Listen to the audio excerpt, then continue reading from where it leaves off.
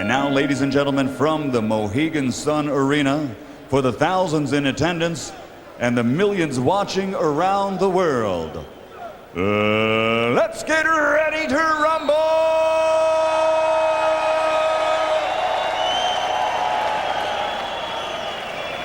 Introducing first, fighting out of the blue corner, wearing black trimmed with silver and officially weighing in at 115 pounds. He has an excellent professional record consisting of 41 victories, including 27 knockouts, with only 3 defeats and 2 world titles.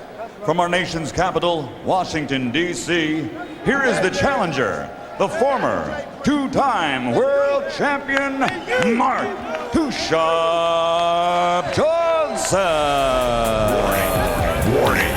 Warning.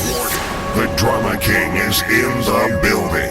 The Drama King is in the building. Somebody gon' get laid the fuck out. Somebody gon' get laid the fuck out. Somebody gon' get laid. Somebody gon' get laid the fuck out. Somebody gon' get laid the fuck out. Somebody gon' get laid the fuck out. Okay. Somebody gon' get lay laid. my team. Somebody Jewel trio, gladiator, rapper, lock, soul, show. Fingers up, haters down, nigga shoulda told ya. Talking down on this team, you must be on meth. We nothing but them riders and we ride to the death. You better make a left or it won't be alright. Cause when niggas get to riding, bitch, we riding all night. And you'll be amazed when we get to disrespecting niggas like we Kanye at the VMAs. Hold up. Somebody gon' get laid the fuck out. Somebody gon' get laid the fuck out. Somebody gon' get laid the fuck out. Somebody gon' get laid. Somebody let them know it's all good. If you throw the note, the twist misunderstood. Stay slick, talk shit. I wish you would. I ride, stay strapped. I box, I roll. And if we get into it, then I don't do it with the knuckles. I'ma hit you with the black fofo. So cold. If I see you in the club and it be static, then I gotta let you know that you better holler Mayday. I'ma call lords, I'ma call folks. If I wanna get you stuck, then I'ma have to call K-Slay. Stop a motherfucker, I say really. Then if I'm on the opera, I stick 'em like a Philly. Pop a motherfucker like a pill or a Willie. If the twister wanna drop 'em, I'ma go get the milli cup. Somebody gon' get laid the fuck out. Somebody gon' get laid the fuck out. Somebody gon' get laid the fuck out. Somebody gon' get laid. Somebody gon' get laid.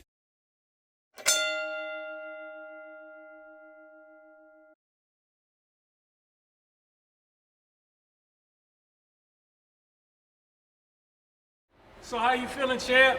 I mean, you know, it's another day, man. Wonderful, you know, getting over the COVID, the pandemic. The family safe, fine. You know, that's my main focus right now, is taking care of them, man. Other than that, man, you know, I'm here.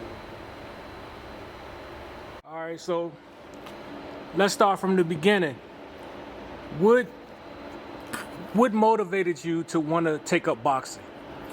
Well, you know, I played every sport, you know, football, basketball, baseball. I think baseball was my best sport, to be totally honest.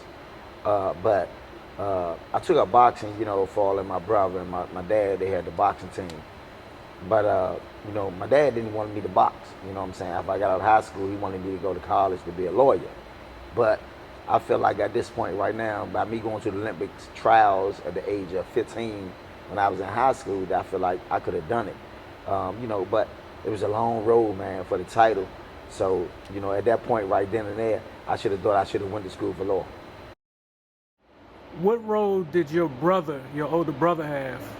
Oh, man, you know, let me tell you, man, my oldest brother, man, he probably was one of the best boxers in the city, man, in the world. Him and Mike Tyson was roommates. My brother was, man, he just was one of those guys that at his career, he was more focused on going to the Olympics. I was more focused on winning the world title. You know what I mean? But my brother was the #1 flyweight in the world. You know, he went to the '84 Olympic trials. He lost to Paul Gonzalez, who won the gold medal. In '88, he lost to Michael Carvajal. In '92, he lost to Irv Griffin. So his thing was he wanted to win a world title, but my brother was very instrumental in my career. Now, at the age of 5, you weigh 45 pounds. You want to enter a boxing tournament, but the minimum weight is 55 pounds. Yeah. tell us that story and how you eventually got into that tournament and won it. Well, you know, I was 5 years old. Now you can start fighting at 8, but back then it was 5. So I didn't weigh enough weight. My father put weights and coins and stuff in my pocket, and I got on the scale and I weighed 55 pounds. And I won the tournament. And it was so funny because I look back at the pictures, and I had a headgear on, but I had a hat under the headgear so the headgear could fit. And my little cup fell through my trunks. At the age, you know, at 5 years old, my cup fell through my trunk, so they put the cup back on and taped it up. And I went on and won the tournament, man. And that was my first tournament, man. But it was a lot. So for me, it was a lot of stuff that was directing me saying not to box, but I still done. At the age of 5, that's what it started off at. Okay, so at age 16, you win the Golden Gloves. What did that do for your confidence going forward? Well, let me give you a step back just for a minute. Okay. At the age of 14 and 15, I won the Junior Olympics. And if you won the Junior Olympics 2 years in a row, because at that time you can only be 14 and 15. So if you won the Junior Olympics 2 years in a row, that was something big, and that's what I did. And then at the age of 16, you know, I won the Golden Gloves, which catapulted me to go to the Olympic trials. But I beat a guy named William Grizzly. He was a world champion. And I beat Timothy Austin. He was a world champion at 118. And Timothy Austin, it was his second year. It was my second year. And everybody was, you know, we was wound up for this fight. And I beat Timothy Austin, man, to win the the Junior Olympics. And that catapulted me to the Golden Gloves. And then the Golden Gloves, I beat Timothy Austin again and William Grizzly again. So we all went to that same tournament. You know, you'll see the same guys, and they'll be saying, okay, well, Mark, what weight you fighting? Then they'll switch their weights and stuff like that. But, you know, I ain't switching no weights. They know what weight I was going to be in. I was running my weight class, man.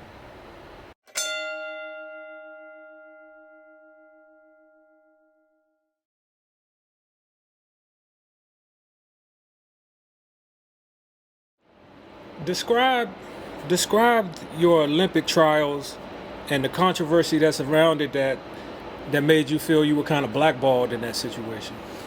Well, I knew in USA boxing, my dad had so many great fighters that came before me, and they kind of was already sick of the Washington D.C. guys because we was winning so much. So when I go to the Olympic trials, me and my brother in the same weight class. So the first day they had us fighting each other. So they say, so you know, my mother had to come out there with the birth certificate and stuff like that to show that, you know, we was rebels. So they put him at the top, they put me at the bottom. So we cleaned it out. Now it's 4 people left. It's me, my brother, Michael Carvajal, who won the gold medal, and Earl Griffin. So Earl Griffin beat me, but he tested positive for marijuana. So normally when they do that, they reinstate you to fight the next fight. So when they reinstated me, I was supposed to fight the winner of my brother and Michael Carvajal. Then they came back and said, we're not going to reinstate you. We ain't going to give y'all 2 chances at winning the Olympics or going to the Olympics, which let me know right then and there that even though I thought my brother beat Michael Carvajal, but I knew right then and there that it was going to be a hard road. We had to knock him out. And that's where I feel like from that point, I became the guy that was blackballed in USA boxing. The next year, I was rated number 1 in the world. I never got called for none of the big shows, the sports festival, the international world games. You know, when they take the fighters to fight different countries, they never called me. So I knew at that point, I'm rated number 1, you never called me. So I knew at that point I was blackballed. Now, Mark, correct me if I'm wrong, because I thought this was a typo when I first saw it. But you had upwards to 105 amateur fights. Yeah. That's true? That's true. Okay. So how did those fights help to season you as a boxer, or how did they help you on a professional level, or did they hurt you? Did it take something out of you? How did that? Well, you know, for me, because I started so early, and normally when you get people that start early boxing, and then they get to the age 16 and 17, they burnt out. You know, their careers really, you can win the gold medal, but you know, you don't do so good. Your careers, you burned out. However, I was more of a boxer, and I wasn't more of a guy that stand right there and punch and bang with you. So for me, it helped my career to get me seasoned. And then when I did go out of town to fight these guys, because I did it in the amateurs, so it was nothing. It was nothing for me. So I love my career as I turned pro, because you know my first fight I won in Ohio. My second fight I lost. My second professional fight in Belfast, Ireland, on St. Patrick's Day. So what the fuck am I doing over there? But you know, me and my father, we just feel like, look, can't nobody beat me. So I took off about maybe 6 months. Came back, the Madden Shop, started doing their shows, and I think I fought every month till I got to 10 wins. And then once I did that, I went to the LA Forum, you know, and when I went to the LA Forum, you know, I called him, I said, look, you know, my father said, what's going on? I said, I called the LA Forum, and I'm going out there to fight. And my father said, well, who you talk to? I said, I talked to Tony Curtis, Jerry West, Bus, everybody. So they didn't even pay me my first fight out in California. I paid my own way out there, paid for my own hotel. They ain't even pay me. I just want them to see the skills that I had, because I knew I was gonna win, and I knew that if they see me as an African American on the West Coast, because they dealing with so many Caucasians and Mexicans and stuff like that. If they see me, then I know I can be the wild factor, and that's what I did. And the next fight, they called me, and they really tried to get me beat, but I fought the number 2 contender. He just lost a world title fight. His name is Raton Jimenez, Alberto Raton Jimenez, and I beat him in the 12-round decision and won the Pentacontinental title. And that night, they took me straight upstairs. We're gonna sign this contract. I said, a contract? I never knew what that was. So one thing I did with the LA Forum, I was never under contract. We was on a shake hand basis. So all this stuff now that they going through with contracts and all that, when I was with the Forum, we was just like, well, Mark, you want to fight this week? Okay, yeah. It was a shake hand basis. This is how much I won. You know, even when I won the world title, it was still a shake hand basis. It wasn't even, you know, well, now that we got you to the world title, you know, you under us, you know, we got you under contract. Because if you notice, after that, I had went to Cedric Kirchner and started fighting with him. You know, so my career just was, you know, it was a tough spot, but I made it work. Now I'm gonna slide back a little bit, just to give the people some context in the type of company you were around. Who were some of the people in your Olympic class when you went to the trials? Oh, 88. The 88 team was me, Kevin Kelly, Roy Jones, Sean Bay Mitchell, Jamal Hinton, Kennedy McKinney, Andrew Maynard, Riddick Bowe. I mean, man, we had tons of Michael Carvajal, he won it that year at 112. It was Michael Carvajal for 106, 112. I think it was Eddie Cook. So we had, man. I think now the 88 Olympic trial team got more gold medals than any Olympic trials. You know what I mean? But, you know, my brother was in the 88 joint too. So, you know, man, we had a good time, man. Man, Denver, Colorado, man, Colorado Springs, man, the boxing training center, man, was one of the best places I ever been in. I just thought of this question here because I remember watching your fights, and I saw one fight you were performing, and I saw a little Jersey Joe Walcott, I thought, in your style. So I want to ask you, have you always just been a student of the game and watched all fights? I've been a student of Jersey Joe. That's my number one man. Oh, really? Yeah, Jersey Joe, man. That was my number one guy. And what I liked about Jersey Joe Walcott, because he had that walk away uppercut.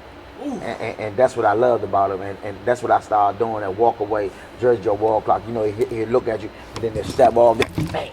Yeah. Right? So that's I try to mimic my whole career around Jersey Joe, and most importantly, Pernell Whitaker. So I say if I could put a little bit of Jersey Joe and Pernell Whitaker together, I don't think nobody could beat. You know what I mean? And then not to mention, like I said, you know, we had so many great guys in the gym that fought in the gym when I was 5 years old. So I watched some of the baddest guys in Washington, D.C. in my father's gym. So I took a little bit of everybody. You know what I mean? So when I won the world title, they feel like they won the world title because they remember me when I was like that. So I was like, man, this y'all title, this ain't mine. Yeah, that uppercut, that Jersey Joe hit as a Charles win. Yeah, that's it. That's it. Yeah, that's it, man. He That's walked it. right into it. Yeah, that's it. So far as with the whole boxing and the whole career, and just feeling like being accepted, that's one of the things that you don't really get. You know what I'm saying? And it may be because it's boxing. I don't know. But boxing always been good to me, man. Okay, so you turned pro after winning 10 straight in Los Angeles.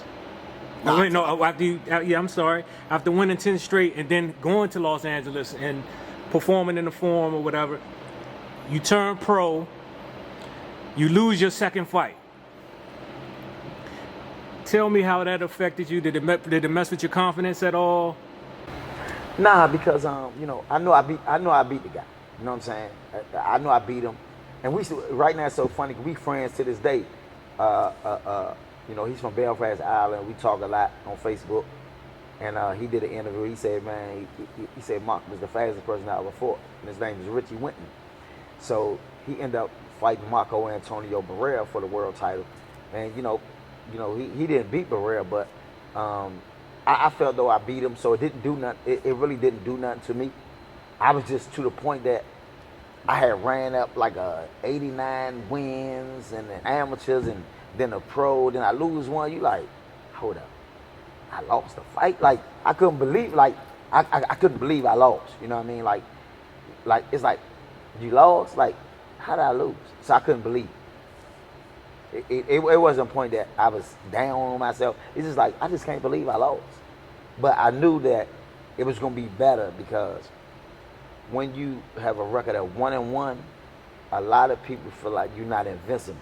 So they feel like they can beat you. So if I'd have been 2-0 or 10-0 or 11-0, then they wouldn't want to fight. But with the 1-1 record, they was like calling, oh, we'll fight Mark Johnson. So I said, okay. So the one loss did it. It did better for me than I thought it'd do worse.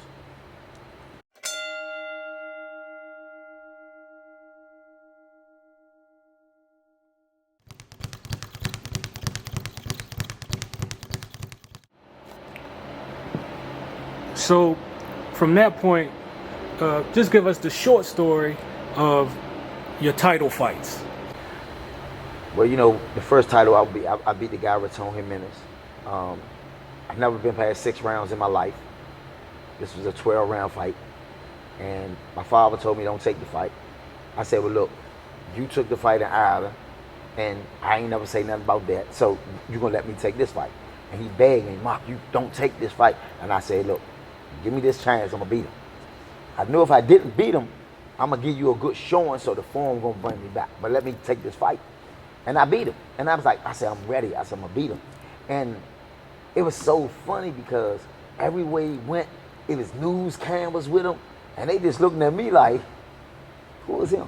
And they, oh, that's who I fight. And this is me and my father. We just chilling, we eating at the restaurant. He got the cameras, he got everybody with him. So I said, I want that life. I want that life. I told my father, I said, listen, I'm gonna beat him. I said, see that? I want that. My father said, you do? I said, I'm gonna beat him.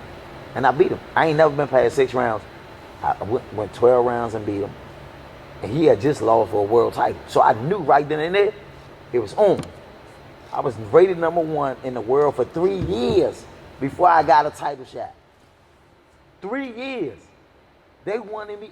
Everybody that put in front of me for 3 years, I was blasting their ass. And why do you think that happened? Was it promoters? What? Boxing is a funny sport. You gotta be with the in crowd. I don't think the LA Forum at that time, they had a lot of great fights, a lot of great fighters, but I don't think they was in with the in crowd. You know what I mean? But the guys who had the titles was all cross seas, and that kind of slowed it up a little bit too. But when I got the title shot, it was a guy named Francisco Teodoro who just beat and fought Danny Romero, and fought Danny Romero rough, and I thought he beat Danny Romero. They said, Mark, you fighting Ted. I said, oh my God. I never watched tapes in my life. My father watched all the tapes. I never watched tapes. So I said, I remember this fight. I said, can I see the tape one time? I said, let me see it one time. But I remember the fight when he fought Danny Romero. He gave Danny Romero everything. So I looked at 2 rounds of the tape. I said, I'm going to knock him out. I'm gone. My father said, what? I said, I'm going to knock him out, man. My father said, what you mean? I said, listen, this right hand going to knock him out. Look at this left hand. He too slow. So now it wasn't the right hand, because what people fail to realize was that I'm right-handed, but I fight southpaw. So they looking at the left hand as the strong hand, but really my jabbing hand was my strong hand. So my hook really and my uppercut really was my strongest punch, but I fought southpaw, so they thought I was left hand. So while they looking at the left hand, I'm punishing them with that. So this the first, it kind of shocked me when I hit him with the left hand, boom, and he went down. I said, oh, damn, okay, this don't still work. But, you know, I'm southpaw, so I did everything with the left hand, man. But, you know, I knew when I seen that fight, I was going to win that fight. I said, listen, it took me 3 years to get here. It ain't nothing going to stop me. Nothing. And I went out there, got him out there in 90 seconds for the world title. Now, just on the inside, man, like, how does it feel to knock out another professional boxer in 91 seconds? Man, you know, I knocked out Arthur Johnson at the Armory in 90 seconds too. I knocked them out in 90 seconds, and these was the guys that was the #1 contenders. These guys was ex-champions. I was like, I'm bombing them out. And I think as a professional, when you got a guy that you know is this caliber fighter, it's some type of scaredness that you have in you. So if a fighter say they ain't scared, they ain't telling a lie. Because you looking like, okay, he can fight. So now I'm saying I'm a little bit scared. So when, and that's my father always tell me, fight scared. If you fight scared, that means you're gonna be ducking his punches. But if you fight bold and brave, then you're gonna think you're gonna walk through his punches. So I'm looking at them like, oh man, this is gonna be a tough jump. But when you walk to the ring, all that go out the window. Especially if you the main event and you hear this when you in the ring and they say, and the home of the brave. All that just go out the window. You like, I'm ready to go now. That right there is just do something to you, man. That when that national anthem just do something to you, and they say the home of the brave, man, you be like, oh man, I'm crushing, man. That just take everything out the whip. Okay, you mentioned being in the in crowd. Do you think deciding not to go back and try to get into the Olympics, you think that might have played a role in your slow rise as far as professionally? I mean, you know, it probably did, but I didn't want to play the games with USA Boxing and give them another 3 or 4 years, knowing that, you know, they didn't want me to go to the next level, knowing that they was blackballing me. So I didn't want to deal with that. So I'd rather just take my show on the road. And by the time I got to that point, when the next Olympics was there, you know, I was like 11-1. So that was 12 fights that I had that I wouldn't have had, that I would have wasted there. So, and at that time, my brother said he was going back to the Olympics. I'm going to try the Olympics. And he went to the Olympic trials again. So I was three. So I was like, you know what, man, you know what?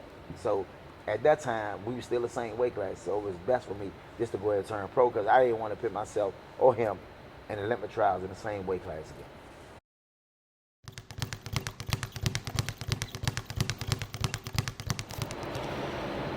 Now, you lost a son to gun violence. And sorry about the passing of your son. Is there anything that you might want to say about the gun violence? You know, it's a lot I want to say, man. When things like that happen, man, you know, it's so much that go through your mind, and you be kind of, if you're not strong, or you don't you put your hand on the Lord or your wife or somebody that can get you hit, because it'll make you saying, guess what, I'm going around there, I'm gonna shoot this whole place up. You know what I mean? But that ain't me. I can't put nobody else's parents through what I went through. So all I say is this. It's not about the guy that done it. It's about the guns that's on the street. You know what I'm saying? Like I tell people all the time, guns don't kill people, people kill people. You know, so my whole thing is the reason why I'm still in DC Department of Recreation working is because my voice may save 1 or 2 or 3 kids. The reason why I do boxing is because I may save 4 or 5 kids. That's what it's about. It's not about nothing else. It's not about the pay. It's not about the money. I've been working in DPR for 18 years. You know what I mean? And it's about saving another kid. That's what all this is about. When it comes to me, when I see kids in the street, out the street, we give away free lunches in here. We give away free breakfasts in here. You know what I mean? And a lot of rec centers do it. Because what we fail to realize is that we have so many kids that go hunger, that's hungry, and due to starvation or parents can't feed them. And you know, we look at some kids sometimes. I should look at them sometimes. It's like, you know, I see kids out there and they ask for money or parents ask for money and they say, I want something to eat. I say, well, I'll tell you what, come on, I'm gonna take you to get something to eat. I ain't gonna just give you my money, but I'm gonna take you to get something to eat. You know what I mean? So my biggest thing is with the gun violence situation is how can you take, and I'm telling this to the DC government, how can you take a trauma center out of Ward 8, and that's where all the shooting is at, in Ward 8, where I'm at Barry Farms. How can you not make UMUC a trauma center?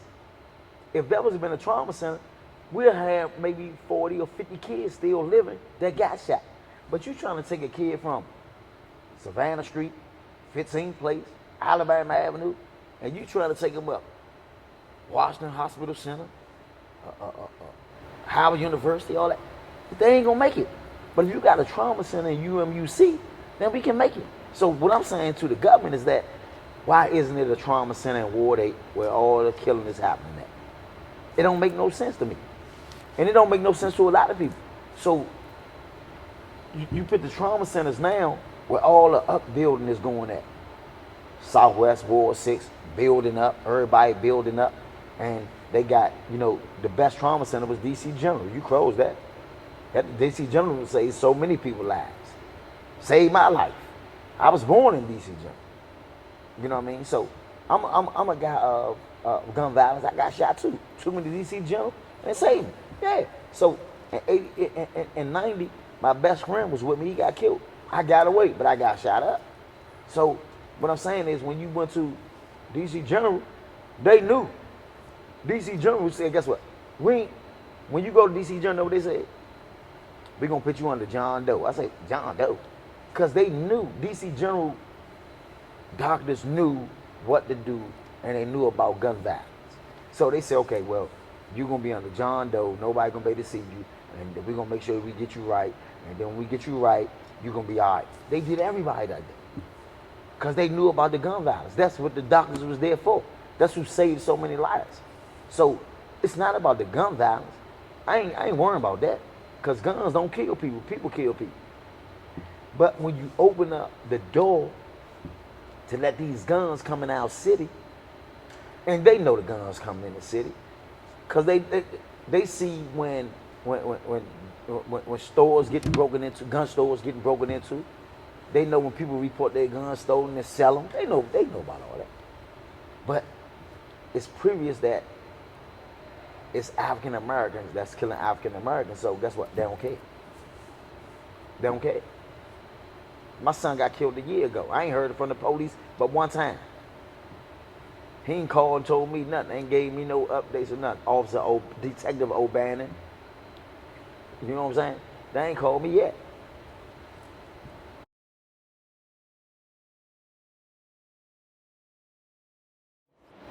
You know, when it comes to Washington, D.C., I've talked to musicians, I've talked to basketball, football players. When it comes to Washington, D.C., we got the same can't answer. get our respect, right? We never do. Okay, so how do you feel, or why do you feel that you're underrated and you don't get your respect, your due respect here in D.C.? I'm in a city that the only boxer they know or they thought they know was Sugar Ray Leonard. So anything that came after Sugar Ray Leonard, they didn't understand nothing about it, about boxing. But we got some of the best amateur fighters here, some of the best pros here, but we just don't get out justice. We're just not a boxing city. You know, not only is not a boxing city, but they don't follow up on their history of what goes on in their city. I'm gonna tell you something so funny. Me and Sherman Douglas, we walking, we talking. Me and Sherman, we walking, we talking. And we walking, I think we was at a basketball game or something. And they seen the young kid that they signed for the Wizards. He ain't even in the league no more. Is it Haywood? What's his name? Young guy. So he ain't in the league no more. So when they do that, right? So as they do that, they look at Sherman and say, oh, that's Sherman and Mark. And they see him and say, oh, let me take a picture. Let me do this, let me do that. I was like, hold up. This man been in the league 13 years. And you want to take a picture with him? But you. So that's when I knew it was doomsday.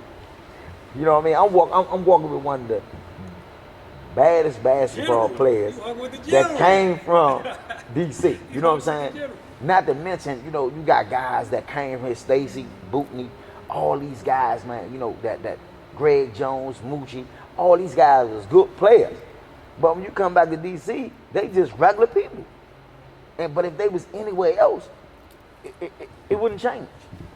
You know, if they was anywhere else, they'd be sitting around doing what they doing. Like when I was out in LA, man, Shaquille O'Neal, Shaq, we was doing school appearances together. I'm like, and I come back to DC, like, why did I come back here? They don't expect nothing here. When I was out there, man, it's like, hey, man, you like that, man, you know, man, I go in the gym, oh, what's up, Two Shot?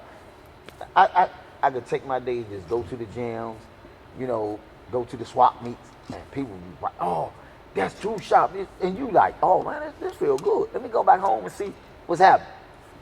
What's up, Mark? It's terrible. It's terrible. Yeah, what's up, Mark? How you doing, man? Everything good with you? Yeah, when you fight again? So and so. All right. Good luck. Bye.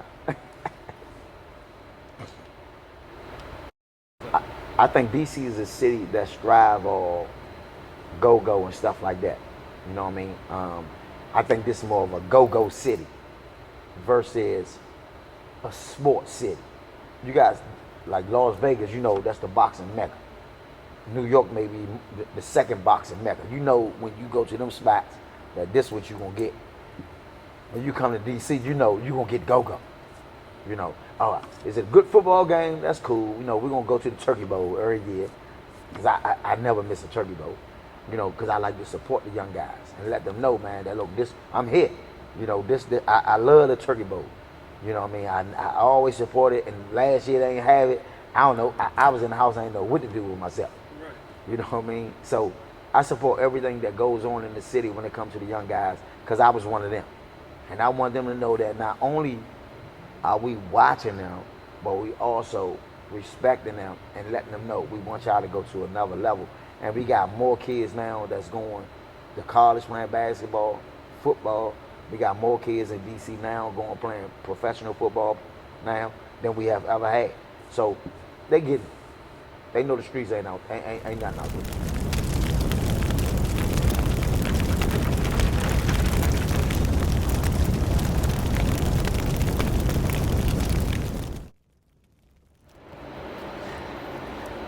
Okay, I had to put you on the hot seat, Mark. Floyd Mayweather versus Logan Paul. Does Logan Paul have a chance in hell, and is this good or bad for boxing? It's bad for boxing, but it's good for a businessman. Right. You know what I mean? So, you know, Floyd is definitely a businessman, and I think Logan Paul don't have a chance. You know, I know Floyd. Everybody looked at Floyd when he fought the UFC guy, and they said Floyd got hit more than he ever did, which was because he wanted to weigh him down, because he knew he wasn't going to be able to last them rounds. So Floyd knew that, guess what? I'm going to make him work, but I'm going to end up knocking him out. And that's what happened. Logan Paul fight, it's a business deal. It's bad for boxing, but it's business.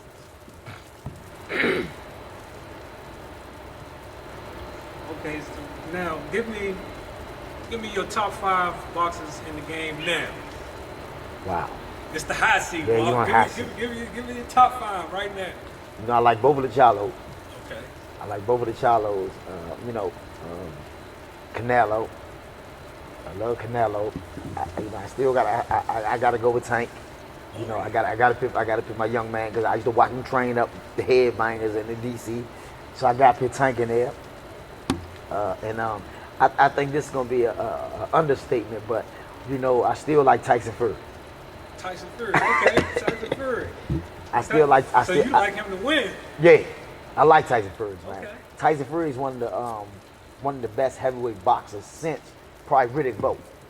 Tyson Fury got a good jab, he got good movement, he can box. He's a good boxer, and that's what beat Deontay Wilder. Okay, so now give me your top 5 all time. I thought you was putting me in the hot seat, man. This ain't the hot seat, man. My top 5 of all time, man. Look, I'm gonna tell you right now. Boom. My top 5. I'm gonna go with Muhammad Ali, Sugar Ray Leonard, Jack Johnson. I gotta throw Floyd in number 4 of all time, and I think I can fit Mike Tyson in there.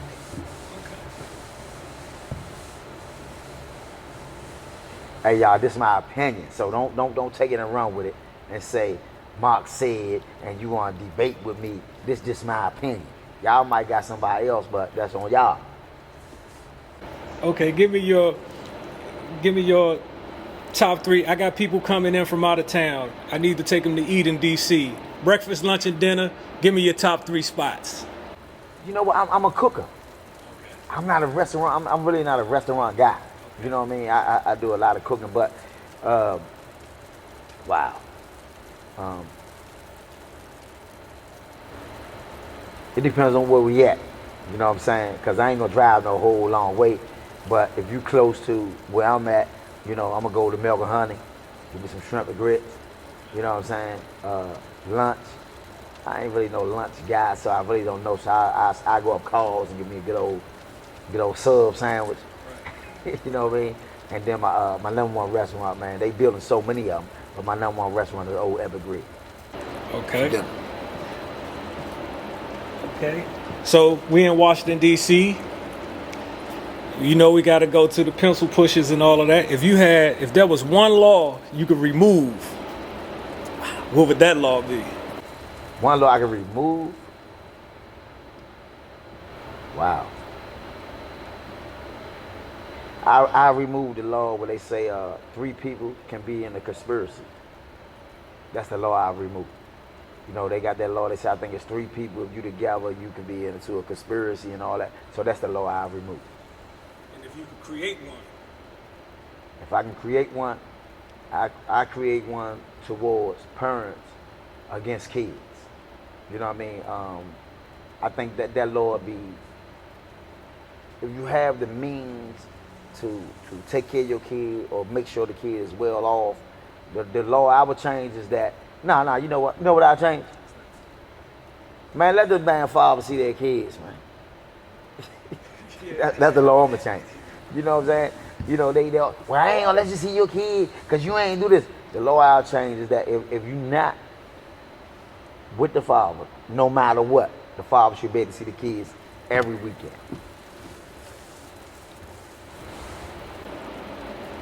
Give me your top go-go band. Come on, man. You know it's gonna be Red Essence, man. Come on, man. You know I'm an old dude, man. You know what I mean? So Junkyard and all that, Backyard, they just came up when I was old, but I started listening to Red Essence. You know, I can name a couple of old bands, Air Raid, Pump Blenders. You know, so you know, I'm an old dude, man. So you was over there in Northwest hanging off the ceiling up in the band. I'm on Highland when Essence said they ain't got no power. The Hounds. Okay. Tell me one thing that you would like to see more of in boxing now. What I'd like to see more of is the referees going to the instant replay. That, and I think judges should be held accountable for these bad decisions that they making. Right now, judges making bad decisions and they don't have nothing to worry about. I think if a fighter know that they won and people know that they won, then them judges should be held accountable for that decision. Because if you give me a bad decision, some people never came back off them decisions. You look at Mildred Taylor when he fought Chavez, he never came back. You know, you got young kids out here now that's fighting and training hard, and then they going in the amateurs and the professional ranks, and then guess what happens? When they lose, they only want to box no more. So the judges need to stand up and be accountable. Okay, so who would you say was your toughest opponent? Oh man, all of them. All of them. I'm gonna tell you, cause see, man, you know, see what people fail to realize is the toughest opponent is in the gym. That's the toughest opponent, cause you training, you running, no sex for 6 to 8 weeks. You know, you got to eat right 6 to 8 weeks. You got to make sure your meal plan is together. So training and your sparring partners is the hardest fight. Getting in the ring sometimes is easier than in the gym. Okay, so I need you to build me a boxer. Okay. We get ready to build a boxer. Okay, I'll tell you what. We're going to build a boxer coming out in October. Go on ES Sports. The new boxing game coming out. I'm going to be on there. Download. We're going to build a boxer. Okay. Yeah. We can build a boxer. Whose heart would he have? Whose heart would your box have? Wow. It's so many guys that have so much heart. You know what? I think he'll have Arturo Gotti or Mickey Ward heart. You remember those guys when they fought? Yeah, definitely. Yeah. Definitely. So he had their heart. Yeah. Whose chin would he have? Floyd Mayweather. Yeah, Floyd got an underrated chin. He took some shots. Yeah. Yeah. Whose speed would he have? Mildred Taylor. Not Howard Davis. Howard Davis. Whose strength would he have? Mike Tyson. Whose defensive abilities would he have? Floyd Mayweather. Whose footwork would he have? Two Shop Johnson. I gotta be in. Whose stamina? Two Shop Johnson. Whose jab? Muhammad Ali, Larry Holmes, or Riddick Bowe had the best jabs in the business. Whose uppercut? Well, I think I had a good uppercut. You know, I think he might would have had my uppercut. Whose left or right hook? My right hook. Your right hook. Then I go with my right hand, straight right hand, Julian Jackson. Whose ability to throw punches and punches? Mildred Taylor. Oh, yeah. How was the interview, man? Defense, I might got to throw Purnell in there somewhere. Yeah. Man, you know, the interview is great, man. You know what I mean? This is what I like to do. I wanna just let the young people know and everybody know what it is. And I gotta make sure I say this, man.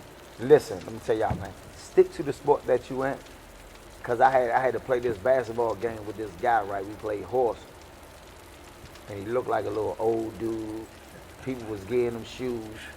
And you know, he said, Champ, I ain't even know he knew me. He said, Champ, come on out here, shoot a couple of shots. So I shot a couple of shots. And I made a couple of shots. He missed all his shots. So he kind of tricked me. He said, you want to play horse? I said, yeah, man. I said, how much you want to play for? He said, $100. I said, bet. I ain't make no shots. He ain't miss none. So Stacey, I told you, man, I'm going to give you props on this interview, Stacey. Stacey Robinson, man, listen.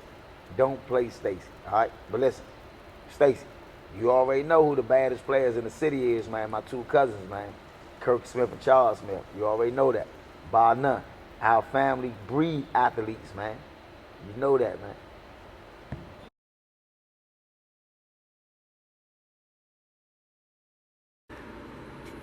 Mark, you considered yourself the Haggler of flyweights. I heard you.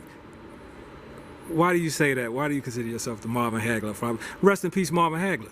Yeah, because you know, great guy, man. You know, I met Mama Haggler at the Hall of Fame, and I was just so happy to meet him. And I said, man, how you doing? I said, Mama Haggler, man, it's nice to meet you. He said, Mark, I know you. I said, huh? He said, you my favorite fighter. I said, what? And he called his wife over there, and he asked his wife. He said, who is my favorite fighter? And who was that? She said, oh, that's your favorite fighter. That's Mark Johnson. That's Two Shot. And I couldn't believe it. that I was his favorite fighter. So man, it was overwhelming. It was overwhelming, man, just to be in this presence. And I was the Mama Haggler because everybody ducked him. Nobody wanted to fight him because he was left-handed, he was rugged, and I was just left-handed. I was rugged, but I was more of a boxer. So being left-handed in the flyweight division, I ain't been able to box, I ain't been able to punch. That's disaster. Johnny Tappy turned me down. Rest in peace. Danny Romero turned me down. You know, there's so many people that turned me down in the flyweight division. Then I even try to go all the way up to 126 to fight Prince Ahmed. He turned me down. Right. So I just couldn't win. You know, Chiquita Gonzalez, who beat Carvajal, turned me down. I just couldn't win. So I just said, man, you know, I'm gonna do what I gotta do and just try to make this work for the family. And, you know, opened up the barber shop and the beauty salon and just try to get everything keep moving, you know what I mean? And then when everything started going up, the rent became astronomical, you know, stuff that I couldn't handle. So, you know, I had to shut it down. But I'm back getting ready to get another business now. So, you know, everything's back to the way it's at. I'm back to the real two shop now. All right.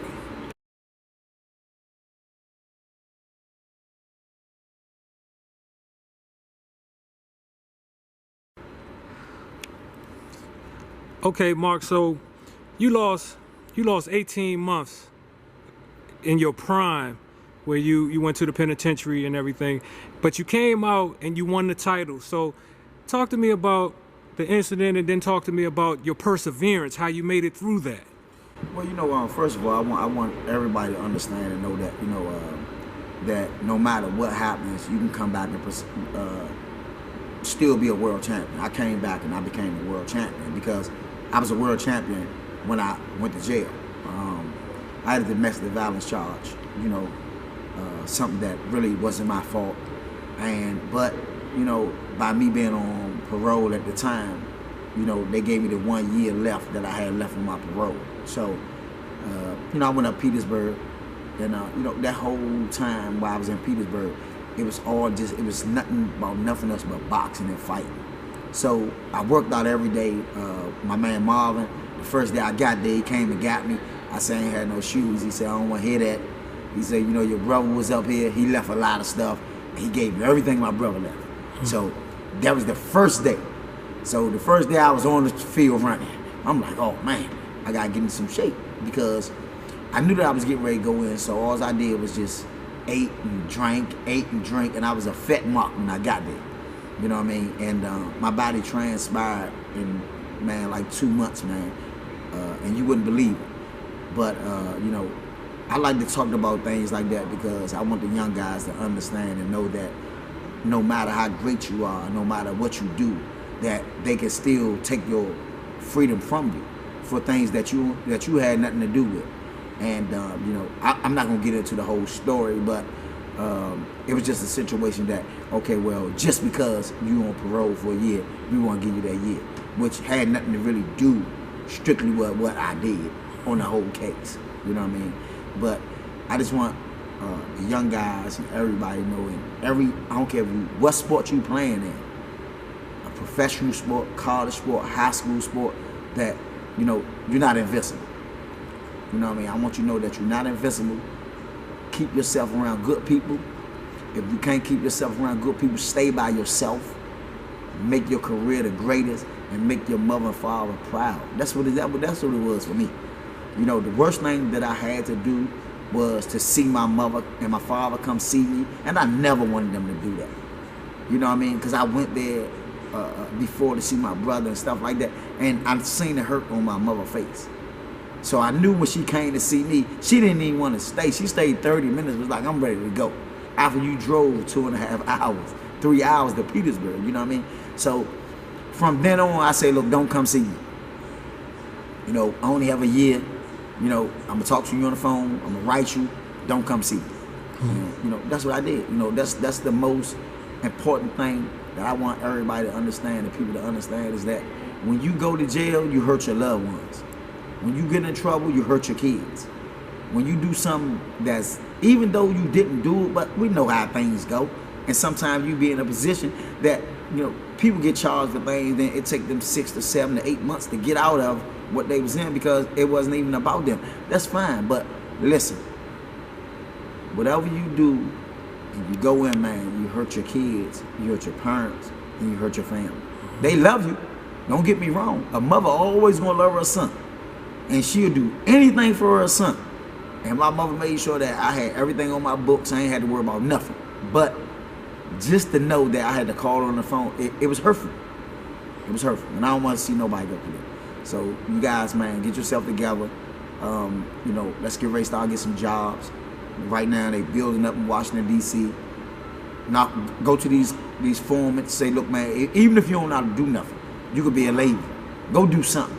But other than that, man, no, that's what it's about, man. It's about saving your family and working for your family. You mean more to your family out here than in there. Let me ask you this. Was there any embarrassment involved? Like when you get in, I know dudes rolled you, gave you a hard time for being in there. Actually, they didn't. Actually, they really didn't. Okay. But I'm gonna say they did. I got there on a Monday, and on Friday we watching. They said, "Oh man, ESPN Friday Night Fights." That's what they did every Friday night. Right. So they got their chairs lined up. I'm like, what's going on? Man, the fights get ready. Come on. And the first thing they said, Mark Johnson, off with the gloves, on with the cuffs. And they was like, man, that's you, Slim.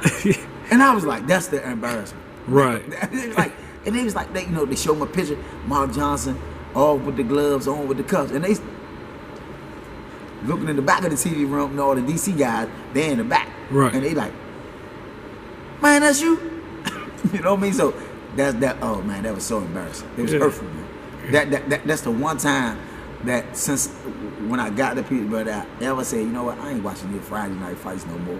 But after that, that's what it was. Friday night, it was Friday night fights, and at Petersburg, you had your 93.9, the go-go station. I mean, you be walking around, you think you be in the go-go, but all the time, you ain't going nowhere. Right. He's been called too sharp since his days as an outstanding amateur because of his great quickness as well as his combativeness. And he has been too good for most opponents, quality opponents to take on. Among those who have managed to keep him off their dance list, Johnny Tapia, Michael Carbajal, many others.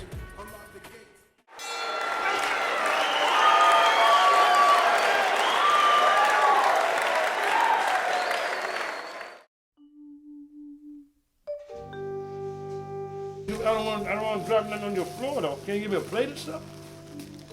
This dude's hospitality, man. Your hospitality, ain't waiting on the air. Your hospitality is awful, man. Man, just hand me the bag, man, with... Yeah, your hospitality is terrible, man. God almighty, man.